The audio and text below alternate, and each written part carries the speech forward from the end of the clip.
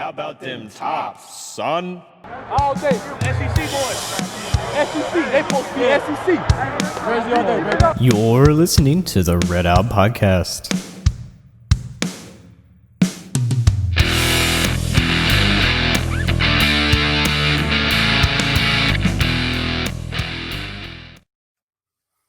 Welcome into another Red Out Podcast. Sorry we missed a week there. Happy Veterans Day to all the veterans out there. And, just couldn't get our stuff together last week with everything being kind of crazy the way it is. But we are glad to be back with you this week. We are talking BYU on Halloween and how spooky and scary that was. The FAU game last week, and then we're going to preview the USM game this week and talk about some other stuff in the meantime. There is some big basketball news, and we got some other stuff on the line. Let's see if we can get Jared on the show here and Alex and see how everything's going.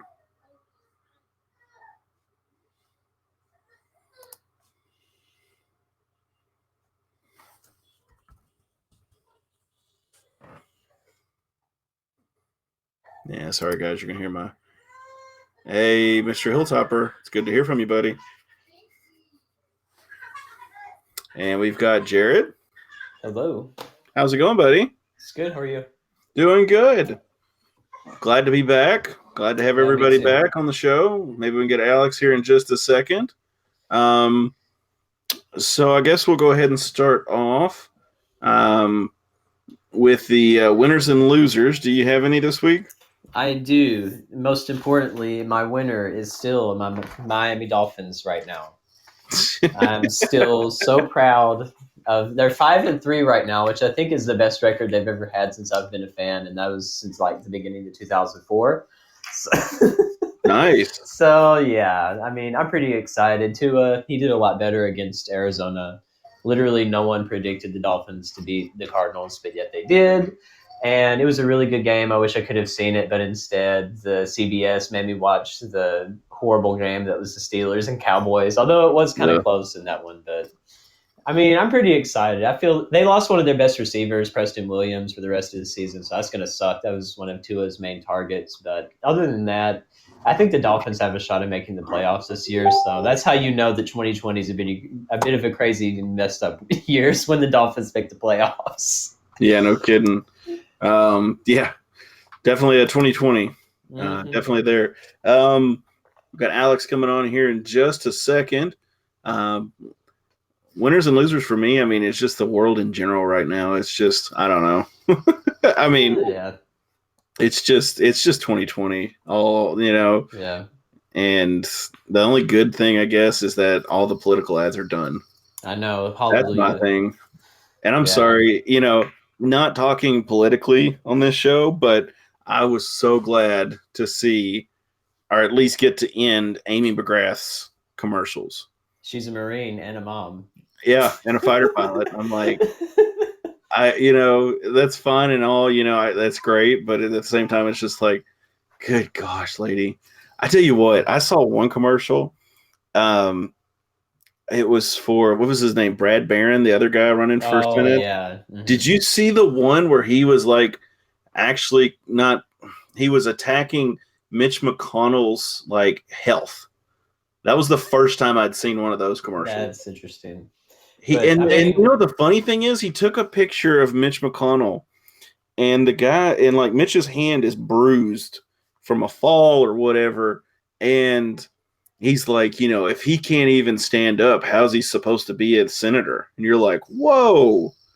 You're like, good gosh, man. I mean, if you think about it, Amy McGrath spent so much freaking money on ads. Oh, well. And she still ended up getting obliterated. So, I mean. Well, the DNC did, yes. Yeah, the DNC definitely did. But I was just like, what in the world, man? Says I got Alex in the live studio, but I don't have him on. Call in, Alex. Yeah. We'll see what we can get going here. So we weren't on the air last week. Nobody could kind of get their wires together, and it was just kind of whatever. Last week was a weird week. It was. The election kind of screwed everything up and whatever and whatnot. Yeah. Mr. Hilltopper says we need a new quarterback. We'll get into that in just a second. Jared, do you want to talk about what you sent me earlier tonight? Yes. So the signing season for basketball is going on right now, and perhaps the most important signee that Western has ever had signed today, and that's Zion Harmon from Marshall County. That's course. crazy. And this is a hot take. I will say this right now. In my opinion, Zion Harmon is probably the most prolific and well-known recruit that we've ever had. Alex, I say that over Mitchell Robinson and Charles Passy. good. Sorry, Jared. Didn't mean to break you up. You're good. We were just talking about the Zion Harmon. I almost said Alex Harmon. I don't know. The Zion Harmon, the Zion Harmon news. That's really exciting. I do agree with you, Jared. I think he's probably one of the most prolific athletes we're going to have. Yeah, and also one of the other things with him too is that he's so well known. It's he has over 300,000 followers on Instagram. Good God! And him posting his pictures about Western and stuff on there today was getting 20,000 likes. So that's one of the best things that Western can do was actually land this guy, because not only do you get an extremely talented guard and one of the most talented players in the state, you also get someone with a huge following. That Dwayne Wade's son, Zaire, follows him. LeBron James' son, Bronny Jr., follows him. He has all these followers that are going to be seeing stuff from Western Kentucky once he gets here. So that's going to be one of the best recruiting things that Western could have in general. So that's going to be huge. I was gonna say. So does that make Western kind of the new Memphis? Penny Hardaway. Almost. Yeah, that would be cool. I mean, that'd be really awesome. I mean, how would you like to be sitting at a Western game and LeBron's son is playing for Western? Well, I mean, if you think about it, Kareem Abdul-Jabbar Jr. played at Western. I mean, it was only for a couple of years, but having someone as big as Kareem and have their son play at your university is pretty big of a deal. Heck yeah, man. I agree. I mean, even for a short time. Yeah. Alex, what do you think of the news? Yes, and that segues in part as part of my winners and losers. Just the winner being y'all can hear me, right? I'm trying out a new headphone. Okay, awesome. It's the fact that Western basketball fans are winners, because not only we get Zion Harmon, a guy who is an extremely talented athlete with, like Jared said, a huge following. Imagine the exposure if somehow him and Dwayne Wade's son, LeBron's son, become friends, or at least get a pipeline going to Western. Imagine how cool that'll be. But it just shows to other in-state athletes, this guy was getting recruited by Seton Hall, Kansas, and Maryland. It's been one of the long-sought basketball recruits out of the state in a while. And the fact that he chose Western over those schools shows a testament to the in-state athletes. You necessarily don't have to go to UK or U of L or California to play ball. Just come to Western, a tradition that's also nestled in the state's basketball history. So why not? Especially for the Western Kentucky kids. Yes, I completely agree. And I think Kentucky was in the mix on recruiting there for a little bit too. Well, they never really go after in-state guys as much. At least they haven't in recent years. Because, I mean, they're pipeline everywhere. They're just Kentucky. They offer whoever the top 15 recruits are probably. But another thing, too, that I thought was funny is that his dad was talking about, Zion's dad, talking about what he might be able to do at Western, his son, and he said that it'll probably help us bring a NCAA tournament bid and possibly a national championship. So those are pretty big words. Definitely. Oh, yeah. Alex fell out of his seat. It sounds like it, yeah. No, I was actually making coffee. There you go.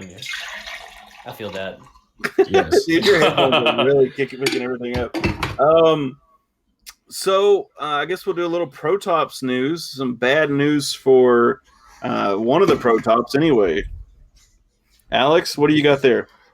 Yes, Jack Doyle is ruled out in concussion protocol for tomorrow night's game against the Titans, where he suffered a concussion in the Ravens game earlier this week. Also, Mike White was released, which is part of my losers for this week. Yeah. The New York Jets released Mike White at quarterback, which the Ross is already thin with injuries to their starter, Sam Darnold, and then backup quarterback, Joe Flacco. That's kind of something that they should have considered at least a little bit less and be like, hey, let's give Mike a chance at the winless state right now. Also, Forrest Lamp still having a really good season with the Chargers. And that's all I got for major Pro Tops news. Everybody is still active for the most part. That's good. That's great. Yeah, I was more considering the Mike White news. I mean, but being released by the Jets, I'm hoping that he can get picked up by, maybe somebody else, hopefully. If the Pretty Cowboys soon. were smart, they would take him back because they've gone through like 5 different quarterbacks since Prescott got hurt. Yes. And that just goes to like jumping. I'm sorry for interrupting. No, go ahead. But that just kind of shows the Cowboys' decision to waive him late last year was just pointless because you do need a quarterback who actually like somewhat knows the system, is familiar with everything that's going on. So that's more of a chance to get him to run the offense. Like, will it be up to Dak Prescott's standards? I mean, that's just 2 different wavelengths. But if you want similar results, you have to go with what's best. So, I mean, I really hate it for Mike. I do. Just not only the fact that you get waived by the team that drafted you, which you were put in to back up Prescott anyway, but a very inept organization with the Jets. Free George Fant. Yes. Amen. Hashtag there. I mean, I love seeing the Jets lose because they're in the Dolphins division. But, I mean, also with him getting released, they're just trying to go ahead and make space for Trevor Lawrence. That is, I mean, if I was him, I would go back for a senior year before I would go to the Jets. That's just me. Yes, So I agree. Completely agree. So we weren't on here last week. Let me pull up the disastrous BYU game. BYU, wait, we played BYU? I already deleted that from my memory. Yeah. So did I. Like, we actually flew to Utah on Halloween to lose. I mean, is it 2022 yet? Oh, and by the way, so that week was daylight savings time, which we talked about a little bit on the show. My daughter got up at 4:00. Nice. Yes. Nice. It was like 4:30-ish. And I didn't realize this, but one of the Louisville stations has Andy Griffith on. Oh, nice. Yeah, I got to watch 2 episodes of Andy Griffith, which was fun. I haven't watched that in forever. And then we watched the news, which, yeah, that's something I want to do at 6:00 on a Sunday is watch the news. Yep. So, yeah. Yes. Then, of course, Western playing BYU, they just did what number 11 in the country is going to do. Which are they still ranked number 11? I think they may have moved up a little bit, or they're still around that area right now. I mean, they haven't lost, so Yeah, they just devastated Western. I mean, 410 total yards. We each had a turnover, and they actually had less possession time because obviously they didn't need it. They had 26 minutes, and we had 33. The BYU had 25 first downs. wow. And Western, Western at least got a touchdown out of this game. Josh Simon got a 3-yard pass from Piggy. And once we talk about this other game, let me pull it up here. Last week we played Florida Atlantic, which it was an atrocious game all on its own. Third quarter is the only scoring we had. I mean, not being explicit, but, it's just like a bunch of, whatever's trying to screw a football. It was awful. I mean, I'm just so frustrated by it. And then, of course, Narveson is just coming through for us, though. Yeah, he was our MVP of the game because he was the only one that did anything for scoring. So yes, and then of course FAU pulling ahead and scoring the touchdown with 2:27 on the clock there. So yeah, that kind of sealed that game. So I'll ask you all, and then I'll kind of pass it around. As far as quarterbacks go, I'm assuming Thomas is out for the year. Is that right? I hope not. I mean, I still haven't really heard any updates on him. I mean, I thought it was like some type of foot or ankle injury, wasn't it? Or no, Yeah. was it? Okay, I can't remember. I think you're right. I'll have to let me see if I can find it. Yeah, I'm sure Ross knows, but I mean, Yeah. it's so frustrating. I mean, if Piggy is still going to not get us more than 10 points a game, throw Shanley in there. Anybody. I don't even care. Yeah, I agree. Let's see here. Yeah, only getting 6 points against Florida Atlantic, that's pretty bad. I mean, having it be 0-0 at halftime did work in our favor because at least we weren't getting blown out at the half by once. Yes, I But agree. still though, God, I mean, you got to score points to win a game. I know that sounds like something John Madden would say. You got to get more points than the other team. Yeah. You gotta watch what they do. Yeah, John Madden is one of the greatest. I love John Madden. Yeah. But let's see if I'm trying to pull up the Box score. yes, the box scores or something to figure out if it'll Okay. show. Or actually, I was kind of disappointed Willie Taggart Jr. didn't get to play any for FAU, though. I was kind of hoping to see how he would do. Oh my gosh, Little Will! Oh my gosh, dude! I remember when that kid was knee high to a grasshopper. Yeah, He would obviously Dad would bring him around, and it was a blast. He was a hoot. Mhm. See here if I can find injuries. Sorry, I'm in the media program part, so I'm trying to see if it has anything as far as injuries, but I'm not seeing anything. But Speaking of Bradenson, Speaking of Braden would have had 9 points. He did miss one field goal, which it was in result of the win, but still a pretty good game for him. I had to bet. Yeah. I mean, you can't complain, but at the same time, it's like, the offense should have gotten something going. And preferably you want to get at least a few touchdowns. Oh, yeah. Okay, let's see here. Yeah, I know Deontay Ruffin, he got an award the other week, didn't he? Mm-hmm. And Malone, he got like Defensive Player of the Week, I think, for CUSA or something like that.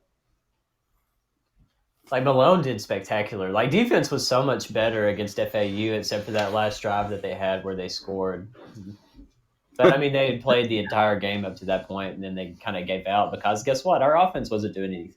Yeah, I feel like if we would have got a defensive touchdown, it would have sealed the game. That's how good we were playing, especially our front seven. Like, even though FAU went between two quarterbacks, still, like, they didn't pass the ball that much at all. So that's an accomplishment. Yes, I agree as well. But it's kind of one of those like participation trophies. You know what I'm saying? Yeah. It's you like to see those things, but at the same time, it's like, ugh. Let me see. I'm still looking for injuries here, so bear with me as I'm digging through here to find this. Still not seeing anything on Kavaris Thomas. If he's healthy, he needs to play.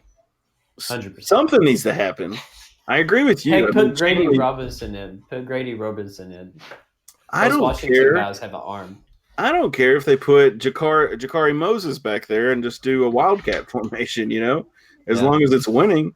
I know the backup quarterback for Franklin Simpson, and I asked him to do quarterback too. But I mean, that would be useful.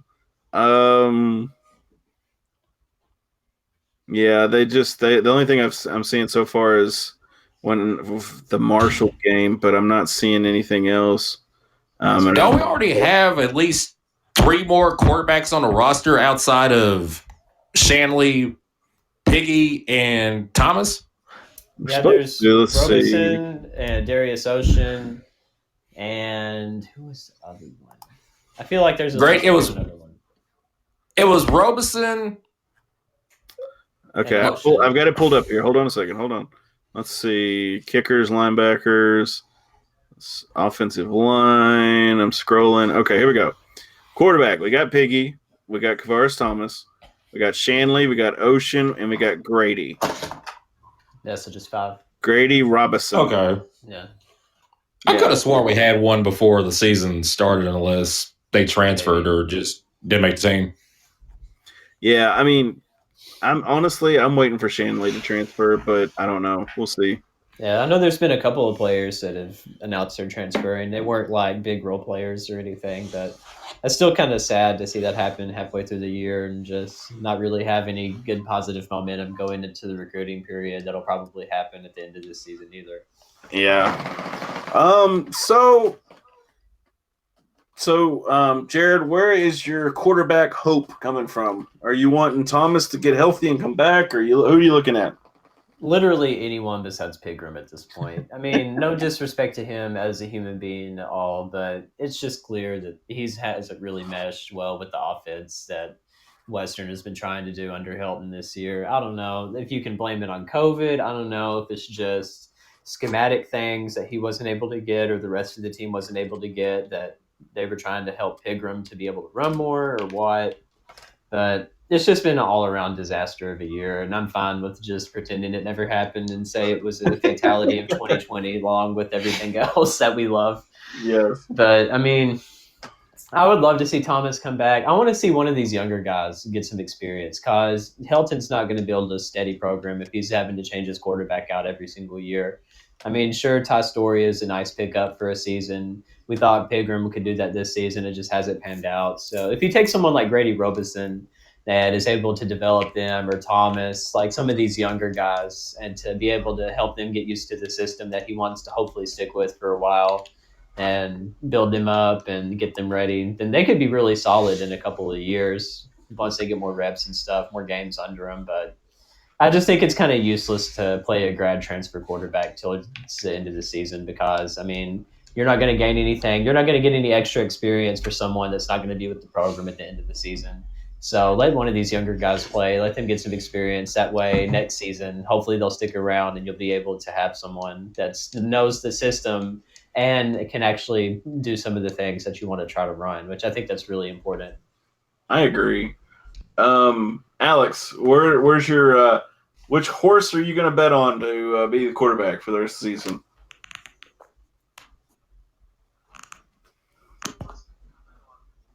Alex, you there?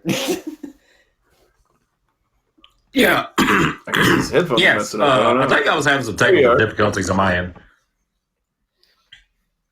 You're good. Go ahead. Go for it, buddy. Okay. I was Now asking can you hear me? which quarterback you want to put your money on?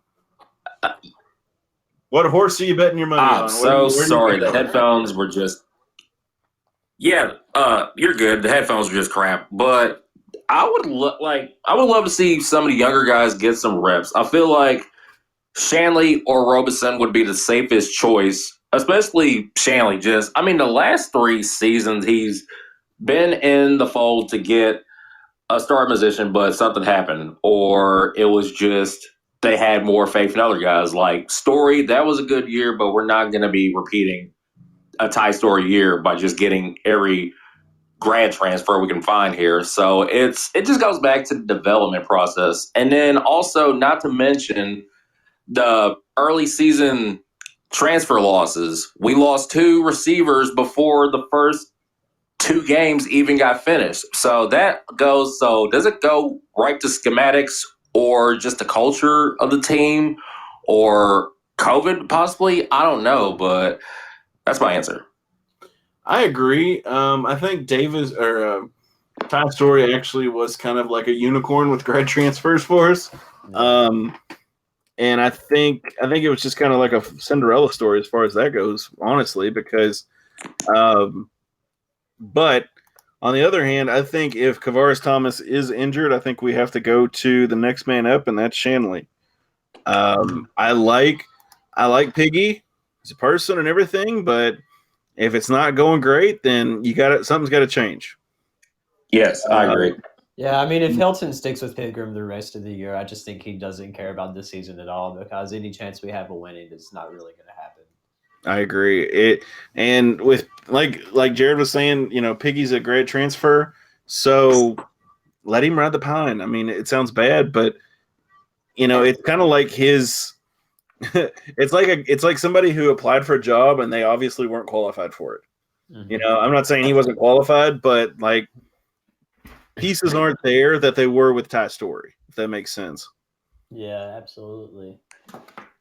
Okay. So after the game, I just want to talk about some of the outcry in the community as far as WKU football is concerned. So should we be lighting our torches and getting our pitchforks ready for Tyson Helton, or is No. this just a COVID year and just let 2020 go? Well, I mean, at least to me, it just depends on how he handles all of this because he can't help everything that's happened. He didn't get to have spring ball. He didn't get to have a lot of these players be able to practice as much as they normally would. It's just been, I mean, it goes back to just the whole 2020 curse of everything, it seems like. But I mean, he gets a pass for this year just because he did so well last season. And of course, all the things with COVID this year, I don't think we can blame that on him. But if he chooses to ride Pigram out the rest of the season and not do what's best for the team, I think that's kind of a bad situation.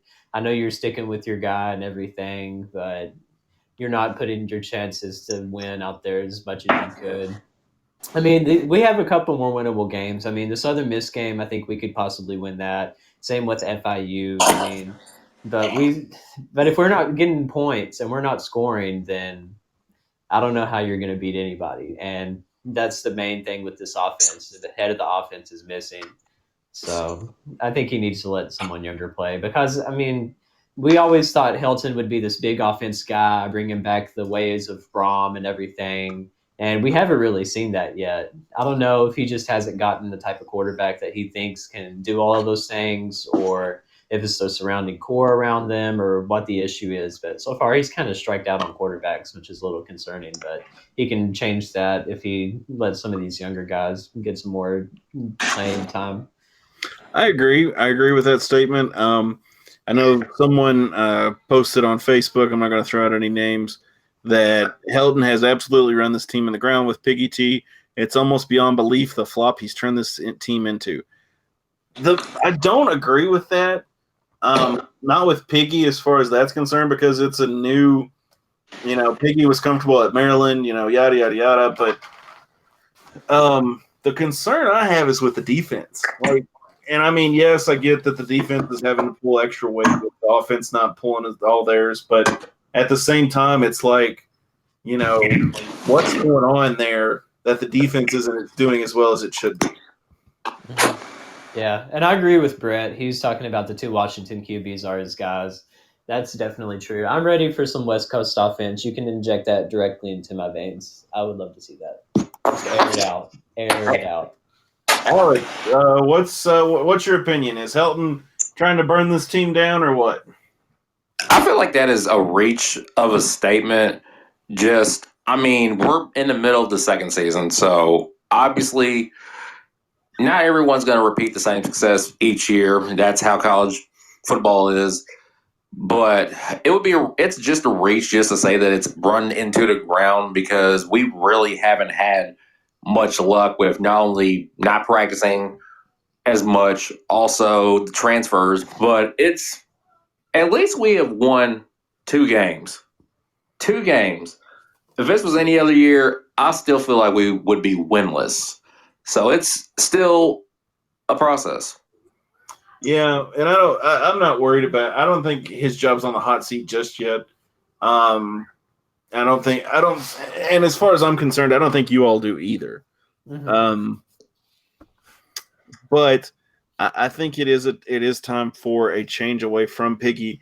I just don't know. I don't know why he's ride or die with Piggy. Does that make sense? Well, because I mean, as a coach, like you promise all these things to try to lure people in to play for you in the first place. So I don't know. But could it be the decision itself is the why that not everyone's playing at their fullest potential like they should? That's just a dark question. That's something that Kirk Herbstreit was talking about on game day, that a lot of these players, I mean, they don't really care as much this year with COVID. I mean, some players have opted out. And so, and also, I mean, even seeing what's going on with Clemson, they just lost to Notre Dame, and that was without Trevor Lawrence, and that could end up costing them a lot. And I mean, that's something that they couldn't really control. I mean, they had to do that. So, I mean, there's so many different situations this year that normally wouldn't happen in college football. So I don't know if there's players that they're just maybe like, I'm just trying to get through this year until things get back to normal or what. But it's kind of hard to say. Well, okay. So another point that was brought up I saw on the forum or on Facebook group is that Florida Atlantic is 3-1. They had 3 games that were postponed, and then of course they beat Charlotte, lost to Marshall, beat UTSA, and then they obviously beat us. But let's see, they lost to Marshall 20-9. Let me see, what was our score? Anybody have that off the top of their It head? was 10-6, wasn't it? 38-14 to Marshall. Oh, to Marshall. I thought you were talking about the FAU. No. No. It's still, that's still in the same. I wish ballpark. it was 10-6 against Marshall. Distant memory. Let's just put it that way. Yes. I mean, but we haven't had to play. They've had a lot more games off, really. Yeah. Florida Atlantic has. I mean, they had 2 weeks at the beginning of the season to prepare for Charlotte, really. Mm-hmm. I mean, I know they were preparing for Georgia Southern. Mm-hmm. Yes, sorry. And they were preparing for Georgia Southern and then South Florida, but at the same time, like, that's 2 weeks of no games. So I get it's COVID related, I get all that, but at the same time, like, that's basically 2 weeks of just practice and no play. So here's another thing too that people keep bringing up in the Facebook group is that we have a really hard schedule. I mean, we've played 3 undefeated teams that are nationally ranked this season. And I mean, I kind of understand that viewpoint, but at the same time, with the talent that we had last year, we definitely didn't think that we would be like 2-6 up to this point. I mean, and you would hope to play them a little better too. I mean, Liberty, we've lost to them. They're undefeated and now ranked. Of course, Marshall, they're undefeated and ranked. BYU, top 10, 15 team in the country right now. They still haven't lost a game. So, I mean, we've played good competition, but the way we've looked against that competition is pretty bad. I agree. And that's what I think we talked about earlier in the season, that Western basically had that gauntlet with the first, 4 or 5 games there, and it was just, it's just crazy. And it's still a miracle we beat Chattanooga, by the way. So, miss me with that hard schedule BS, because we should have at least blown out an FCS school, and we shouldn't have won that game at all because of the officiating. But I know those officials did amazing, Jared. You take that back. Well, we actually got home cooking for once, which never happens. No, yeah, exactly. Usually we get screwed over in our own building. Exactly, yeah. Well, I don't know what it is. Like, I don't know if Western people just can't cook, but we never get home cooking. Yeah. Let's see. We got USM coming up, and we are actually at a 75% win there. They must be pretty bad. Yeah, USM and FIU we've got good shots of beating them, and then of course Charlotte, where Charlotte's got the edge on us like 60-40 so far. So I mean, that is crazy to me. Yeah, it blows my mind that Southern Miss is bad for once, because usually they've always been one of the best teams in the conference ever since we joined it. So let's just play this out theoretically. Western wins the next 2, possibly 3. So that would put us at 5-6. Alex, I know you got to go here in a second. But Alex, do you think that is a good season? What's your opinion? In a year like 2020, it's a great season. Anything over 2 wins is a great season. My biggest thing is, like, okay, what if we absolutely end up losing out the rest of the season? Like, we got 2 winnable games in USM, which they lost. They have an interim coach. Their coach quit in the middle of the season for some reason. I don't know. But also, COVID. we have – what's up? COVID, but go ahead. Okay, yes. But it's just maddening that, considering the talent that we've had transfer into this season, also just the things that worked last year that's not working this year, just makes the season more frustrating because we're literally at our bottom. I mean, I don't even think the Sanford years even hurt this much, to tell you the truth. I think these years, like you were just saying, I think these years hurt more because we expect more from Helton. Yeah. Yes. Because like Sanford, there wasn't a lot to expect. I mean, it sounds bad, but when you go 6-7 the first year and you should have won the bowl game and your team just gave up, I mean, that's basically for me saying, yeah, there's not a lot to expect. I mean, for Sanford, like I was expecting him to turn things around in the second year, but when I was at that game, the main game, and we lost that, then I basically knew he was done. Yeah. I was like, then, bruh. Because that was all of game calling, too. Like what he did, going forward on fourth down at like your own 20-yard line and then not making it. That's abysmal. That's something you don't even do in like the video games.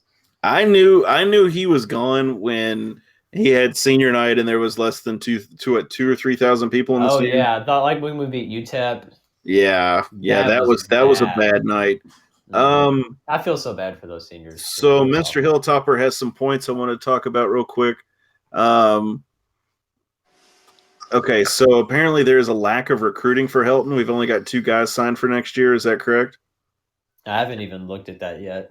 Yeah, I haven't checked recruiting, but I've got to imagine that recruiting is going to be a witch this time of year, especially with COVID and all the craziness that everybody's putting into place, the governors in all the different states, and I can see how that would be difficult to get kids to sign. And of course, the season, the way we're running so far, I can't imagine kids want to sign on to a 2-6 team. So it kind of just goes back to in-state recruiting, of course. I feel like you said, recruiting's definitely going to be something crazy this year just with COVID and everything. I think it would be a blessing in disguise to try to go after some of the local kids, like at least go regional. That way you would get WKU to be a hotbed just for in-state recruits coming to the football team, just because we had a few, but they were very far in between. So I think the COVID situation is going to benefit for everybody because a lot of kids are going to be staying close to home, or if they really want to leave home, they'll come here. So I think it's going to flop, like especially for the Power 5 conferences. Like, can you imagine anyone traveling across the country, like from Maine to California? No, honestly, I can't. I mean, typically you think that, like, for instance, like if you're going from Maine, I don't think you would want to go to California per se. I would rather go to like Florida. You know what I'm saying? Yeah, at least you're still East Coast, technically. You're still East Coast. It's warmer weather, and that's typically what happens. Is your more tropical schools have a lot better recruiting because of that. Or, I mean, you could join Conference USA. It's like the Navy, see the world. You go from El Paso to Miami, and then from there to Huntington, West Virginia. Yeah, I mean, unless you're in, play for Hawaii, then you play the Big Ten, so it's fine. So another question by Mr. Hilltopper here about recruiting. Doesn't all the kids get another year too as well? I don't think so. I know basketball does. Basketball does get another. Yeah. Sorry, I've got one of my cameras pulled up for downstairs in the living room, and I had it pulled up earlier, waiting for my wife to get home. And so it's still pulled up on my other monitor, and I keep watching my wife run and grab the girl, my daughter, because she keeps running to the stairs. So she runs to the stairs to catch her, and then she'll bring her back, and then she runs. It's almost like a boomerang. She just keeps going back and back. Yeah. But anyway, sorry. So with football, I have no idea. So basketball, you're saying they do? Yes. But was that for last season, or is that this season? I assume this season, because I mean it's still going to be affected by COVID. Yeah, but I can't imagine them giving these guys another year if they played a full year. Does that make sense? I feel like with college basketball, it may come into play if you haven't went for the draft, just because it affected the NBA draft. Like, I mean, it's this month, so like once the players like start to leave and sign with like professional teams overseas and stuff, it's doable for another year for eligibility. Like, you kind of have to consider that. Yeah, I mean, yeah. All right, guys, I gotta go. Yeah, take care, Alex. Good talking to you, buddy. All right, good talking to y'all, man. Go Tops. Yep. Yeah, and I'm not sure about football. I think a school like FAU, I definitely think that like a school like FAU would be in that boat. Missing most of their season, and if they don't get to finish those other 3 games, then I think that should play into it. But like for Western, I mean, we've already played 8 games. In a regular season we would have 12, but I mean we're 2/3 of the way there. So honestly, I have no idea. Mm-hmm. I can't remember. I've seen so many different articles about all this COVID stuff. It's hard to really keep up with it. I understand. I agree and the bad thing, I'll sound old here. The COVIDs, it gets really crazy. I mean, honestly, like it's like stuff changes daily, and oh yeah, it's from one day to the next they're saying different stuff, and especially like in March, that was insane when all of this just started happening, and we were about to play UAB in Frisco, and the game was called off before they could even get on the bus to go. But here's the thing. Here's the thing for me is that with let's say like in March, like you're talking about, we should be doing like what we did in March now. Yeah. Really? And that's what doesn't make any sense because the Uncle Andy's about to lay that hammer down soon, though. I mean, just wait. I think so. He's already saying how you should be very sparing with the holidays, not to be meeting with a lot of people, and just to be limiting stuff. I mean, basketball is going to be super limited capacity. And I mean, if the state orders like no sporting events too, then dadgum, that sucks. But yeah. Yeah, and that's the thing too. I think with high school sports, they're telling if you're in a quote red county, then it's shut down. Well, I mean, looking at the election map, I mean, it's all red counties, isn't it? Yeah, well, depends on the state. Yeah, but yeah. I'm sorry, I had to say. No, you're good. And actually, on that note, I don't know if you've seen some of the memes, but I love the memes that it's like, have you seen my new blue shirt? And it's a red shirt with like a couple blue. Oh, yeah. And all like the parodies of the maps, like I don't know how to understand this election map at all, and it's just like temperatures from across the country. I will say the memes the past week have been completely unprecedented. Oh, definitely. It's so beautiful. Okay, so I know we're off point here. Sorry, Mr. Hilltopper. I know you like to stay on point, but we are. But as far as anyway, I lost my point. But anyway. So we're off point. But with the memes and everything, it's just okay. I remember what I was getting to. We were talking about COVID. I am like a streak of lightning and one brilliant flash and it's gone. But anyway, so have you heard of Parler? Yes, I have. Okay. So my mother, first off, took her like 8 years to get on Facebook. Because it was so evil and blah, blah, blah, whatever. Well, now they're on Parler, and I think that's the most funny thing I've ever heard in my life.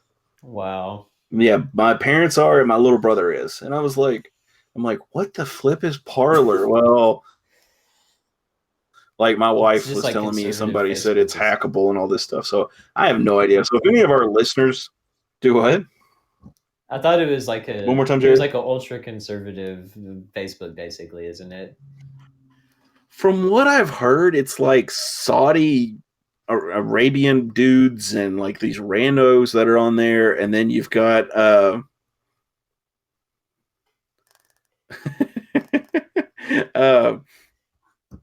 it's just random people. Sorry, Alex just wrote back in saying he's going to miss MySpace. Are we going to play any songs on this page? I wish. Sure, Alex. We'll play some music for you. No. There you go. We got some low punk rock going for you. Yeah, Mr. Hilltopper. I hadn't heard of Parler either. There's Parler, but see, the thing is, and this is the complaint that I've heard from my parents and some others, conservatives, is that they are being quote censored on Facebook because of their conservative ideals. So, yeah. Okay, you can cut that music now. Don't you make me come through my phone screen, Devin. Don't make me do it. So, okay, let me tell you. I listen to other podcasts, and they'll have music like that in the background, and I the whole time. Yes, the whole time, and I have no idea how they concentrate. I have no idea. I've got too much ADD. You would have like an entire album playing the entire time. That would Yeah, get but it's so just annoying. like this. It's like let's see if this one will do it. Yeah, it's just like this, like the whole time. This sounds like to me like some kind of ESPN opening music. Like using that for like an intro or something, or maybe like transitions, I could understand that. But the entire time, Yeah, I couldn't take it. No, I couldn't take it whatsoever. I would go completely nuts. But anyway, Mr. Hilltopper was talking about when COVID first started being stuck in Dallas. Yeah, that would drive me nuts, dude. I would be so frustrated. And the bad thing is, it's such a long drive. Like driving all the way down there, and then you're stuck. And it's really, we weren't even in the thick of anything in March. Mm-hmm. Yeah. Yeah. I mean, but still, yeah. It's just, and like we should be doing things now that we did then.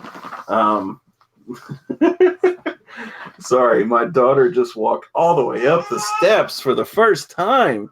Crawled all the way up like 15 steps. Okay, so what are we going to need to do to win the next 3 games? Okay, so kind of what we've been talking about all season. We need the offense to function. Yeah. It has got to work like a well-oiled machine at this point in the season. Honestly, let's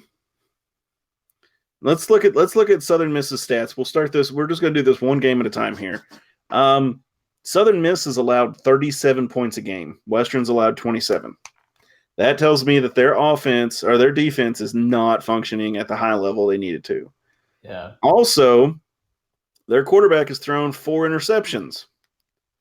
That tells me that that the secondary could very easily take over this game if they play correctly. Mm-hmm. They have 376 total yards. They like to throw the ball a lot. He's thrown for 1,224 yards. But they've also allowed 440 total yards. Western, our offense is only doing about 270, while we're allowing 362, and that's even coming after the BYU game. Now, who has Southern Miss played? Let's see. Let's pull up their schedule real quick. I know it'll just take me a second here. They lost to Southern Alabama, La Tech, ouch, Tulane. Tulane was the bad one. 66-24. God. That sounds like a basketball score, people. But on the flip side, they scored 24 points, which our offense hasn't done this entire season. So actually, well, and then of course they played North Texas, and it was 41-31. Florida Atlantic and UTEP were both postponed games. They played Liberty and lost 56-35. And then they lost to Rice 30-6. I mean, most of these games, the opponents are scoring over 30 points. The lowest scoring loss they had was I'm sorry, they beat North Texas 41-31. I'm sorry. The lowest scoring game that they've lost was to Rice, and it was 30-6.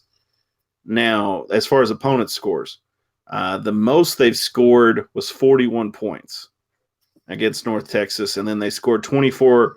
It's 24-13 to North Alabama. I didn't even know there was a North Alabama. That's hilarious. Yeah. But anyway, I digress. So we have to have the offense functioning, and we have to have the defense consistently producing. We cannot have an FAU kind of give out like the team did. I don't know if that was conditioning. I don't know, what it was. For the defense to be as solid as they were the entire game, and then the final drive just kind of give out is very frustrating. But that's Southern Miss. Now, as far as the game after that, let's see. What did I say that was? FIU? Yeah. I think it's going to be the same. FIU is 0-3. They are 0-1 in conference. They are sitting at the bottom of Conference USA. Yeah, they lost to Middle, didn't they? Because if they did, that's pretty bad. They lost 31-28 to Middle. Yikes. On the 10th of October. So yeah, like almost a month ago now. Mm-hmm. Now, FIU, we'll talk about this a little bit next week because we'll preview them again. But FIU is allowing 28 points. They're getting 24 points a game. They got about 262 total yards, and they're allowing 458. So again, like our offense needs to capitalize on these weak, soft paperclip defenses, whatever you want to call them. Here's a hot take for you. If we can't get any type of offense going the next 2 games, then we're not going to win any more games the rest of the season. It's over. Because there's only one left. Well, I mean, yeah, well, you know what I mean. Yeah, I know Like, what you meant. even with Southern Miss, I mean, surely to God, we can at least get 3 touchdowns in that game. We have to get at least 21 points, or else we're not going to win. I agree. If we score 30 points, we win that game. Yeah. Well, the thing is that we haven't even done that all season. We haven't even really got close to that. I mean, the only time we ever really scored much was against Middle, and I mean that was still kind of a close game. So I mean, and is it in Bowling Green or is it in Hattiesburg? We're at home next 2 weeks. Okay. Well, so that if helps. you can make it, go. The game will be on the CBS Sports Network. Let me check WKU Sports and see if there's another one. I do know that the Hilltop Revolt has not had a lot more games on. Yeah, which sucks. They'll have them on for like a day and then they're gone. So if you see it pop up on there, watch it quickly because it's gone. Mm-hmm. I'm assuming that they're going to be calling and saying, hey, take it down. Yeah, and here's another thing that I think could be a key to victory for us is depending on how these other defenses are against the run. Gage Walker has been looking a lot better recently. Like he's finally starting to break out now that we're about halfway through the season. He's been getting a little more consistent and been able to get more yardage on the ground. So if we're able to establish some run game, I think that would help us a lot between him and Moses, maybe even Whittington if they play him a little bit. But Walker's going to be just as crucial as Pigram, honestly, because Pigram needs as much help as he can get. Yes, definitely. But on that same note, we've got to have some wide receivers to force that defense to kind of sit back on their heels. Yeah. And if we don't have that, then we're going to be in trouble. It looks like it is CBS Sports Network. Radio locally is 100.7 FM, 1450 AM in Bowling Green. And of course, you can listen online. And then, of course, the FIU game is going to be Senior Day. It's going to be on ESPN3 for FIU. Okay. Which, by the way, why would we want? I mean, I get that it's Senior Day. I would want that game on there. But like some of these others, I'm like, how did we get ESPN? Yeah. And then. And Stadium, for the love of Jesus. All I'm saying is that we're going to end up on HGTV one day because no other sports network will want Conference USA. You can write it down. We're either going to end up on Comedy Central, HGTV, maybe TLC. It'll be ESPN the Ocho. Even ESPN the Ocho won't want Conference USA if we keep trending the way that we have. Yeah, I mean, I imagine by that point that there'll have to be some form of change being made, but I think we'll just have to see as far as that goes. Yeah. Yeah. Mr. Hilltopper said MTV. Completely agree. We could be on MTV. Put the BRMB on MTV. Yep. I would love that. Yeah, it's the movie, the music TV network that doesn't show music anymore.